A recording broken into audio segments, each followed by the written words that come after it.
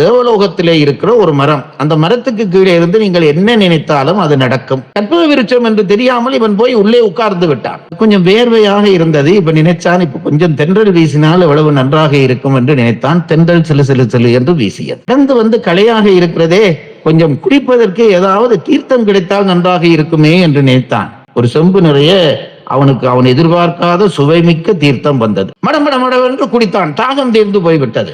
பிறகு கொஞ்ச நேரம் யோசிச்சான், தண்ணீர் தாகம் தீர்ந்து விட்டது, பசிக்கிற மாதிரி இருக்கிறதே என்று நினைத்தான். இப்ப நல்ல உணவு கிடைத்தால் சாப்பிடலாமே என்று நினைத்தான். கடகடகரென்று அவனுக்கு முன்னாடி உணவு வகையில் தங்க தட்டிலே வந்தது. கற்பனையாக சொல்லுகிற கதையிலே தட்டை எப்படி சொன்னா என்ன, ஆசை தீர சாப்பிட்டான். கொஞ்ச நேரம் படுத்திருந்தால் நன்றாக இருக்குமே என்று நினைத்தான். ஒரு பாய் கிடைத்தால் நன்றாக இருந்திருக்குமே என்று நினைத்தான். ஒரு பாய் வந்தது, படுத்தான். இப்ப இவன் நினைச்சான், இந்த மரத்துக்கு கீழே வந்திருந்தேன், கேட்டதெல்லாம் தண்ணீர் கிடைத்தது, காற்று கிடைத்தது, பாய் கிடைத்தது. ஒருவேளை இந்த மரத்திலே பேய் இருக்குமோ, இந்த பேய் என்னை பிடித்து தின்று விடுமோன்னு நினைச்சான். அந்த மரத்துக்கு கீழே என்ன நினைச்சாலும் நடக்கும், பேய் அவரை பிடித்து தின்று விட்டார். இதுதான் மனித மனம்.